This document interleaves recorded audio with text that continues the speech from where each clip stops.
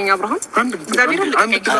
ሁለተኛ እንደዚህ እንዳትደውልልኝም አልፈልግም። በእናትሽ እሺ ትንሽ በመጀመሪያ እንደማትፈልጋትና ከዚህ በኋላ አብራችሁ መቀጠል እንደማትፈልግ እኮ ነግርሃታል። ከነገርካት በኋላ ደግሞ ድጋሚ ሄዱ ይቅርታ መጠየቅ አልፈልግሽም ትላታለህ። ሄዳ ይቅርታ ጠይቃታለህ። ይሄ አግባብ አይደለም። ሰላም ተወዳጆች፣ እንዴት ናችሁ? ነው ያለው። እግዚአብሔር ይመስገን። በያላችሁበት ሰላምና ጤና ፍቅር አብዝቼ እመኝላችኋለሁ። አብርሃም በጣም ግራ የተጋባ ነው አሁን ላይ የሚመስለኝ። ለምን ብትሉ እንደማይፈልጋት ስለዚህ ልጅ ከነገራት በኋላ ድጋሚ ደግሞ በሰው ሄዶ እንዲያስታርቁት እያደረገ ነው። ከዚህ በኋላ አንድ እድል ስጭኝና አብረን እንቀጥል። ከዚህ በኋላ እኔ ከጎንሽ ነኝ። እሷም ደግሞ እኔ ዕቃ አይደለሁኝም እንዳስቀምጥከ የምታገኘ ከዚህ በፊትም ነግሬ ካለው እኔ ልብ የማይሰበርና እኔ የማልቆርጥ እኔ የማልጨክን አድርጋ ነው የምታስበው። ሄርሜላ ማለት በቃ ሳጠፋው ይቅርታ ስለምታደርግልኝ እያልክ ሁሌ ትሰራለህ። እንደማስፈልግ ነግሬክ ነበር ከዚህ በፊት እና አሁን ላይ እኔ ምንም ነገር አልፈልግም ካንተ ጋር የራስህን ህይወትና ህይወት ኑር፣ ህይወትህን ምራ ብሏልች። እውነት ለመናገር ሄርሜላ ቆርጠሽና በትክክለኛ መንገድ ከሆነ ይሄንን ሀሳብሽን እያሰብሽ ያለው አሁን ላይ በጣም ፐርፌክት፣ በጣም ጎበዝ ነሽ። እኛ ራሱ ከጎንሽ ነን። በቃ እሱ የራሱን ህይወት እንዲመራ እንደዚህ የምታደርጊ ከሆነ በጣም መልካምና ጥሩ የተቀደሰ ሀሳብ ነው። አንድ ነገር አለ ቤተሰቦች፣ አብርሃም ብዙ ጊዜ የራሱን ችግር በራሱ መንገድ እኔ ለምን እንደማይፈታ አለቀው። አብዛኛውን ጊዜ በሰዎች ጋር ነው ሄዶ ችግሩ መፍታትና ችግሮቹን የሆነ ሰዎች እንዲቀርፉለት ይፈልጋል። ችግሩ ራሱ መጋፈጥ አይፈልግም ካያችሁ ማለት ነው። በዙሪያው ብዙ ጊዜ ሰዎች ይኖራሉ።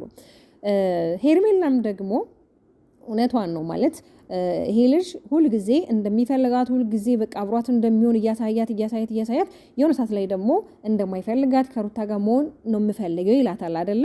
ድራማም ቢሆን ማለት ነው።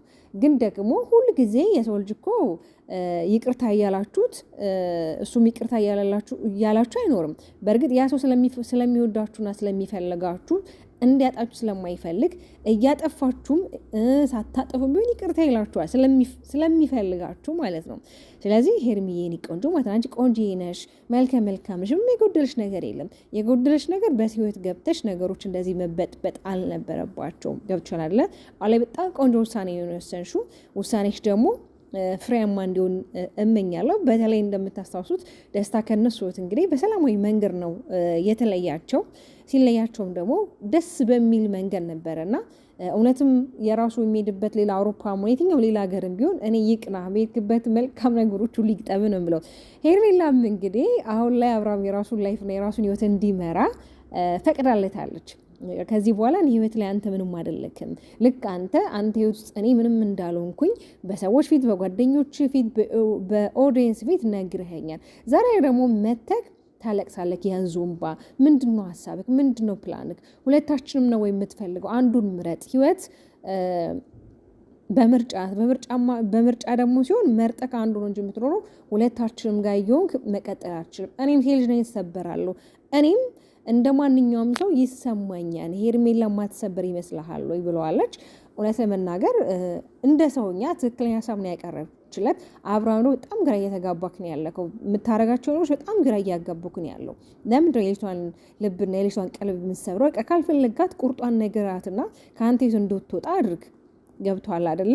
እዚህ ጋር በአንድ ጎን ሄርሜላ እንድትጠላ ሄርሜላ እንድትሰደብ ራስ ግን እያረካት ያለው ባታቀርባት ባታመጣት ኖሮ እንቺ ልጅን በዚህን ያህል አትሰደብም። በዚህን ያህል በሰዎች አፍ እንደዚህ መጥፎ ስም አይሰጣትም ነበር። ስለዚህ ባታቀርባት መልካም ነው።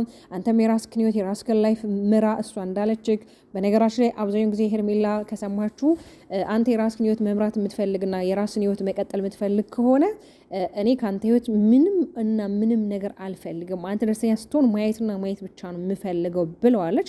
እውነት ለመናገር ያንን ነገር እንግዲህ አሁን በተግባር እያደረገችው ትገኛለች። የኔ ውድና ተወዳጅ ቤተሰቦች በያላችሁበት ሰላምና ጤና ፍቅር አብዝቼ እመኝላችኋለሁ። ቻናሉን ሰብስክራይብ እንዲሁም ላይክ በማድረግ ቤተሰብ ሁኑ። እወዳችኋለሁ።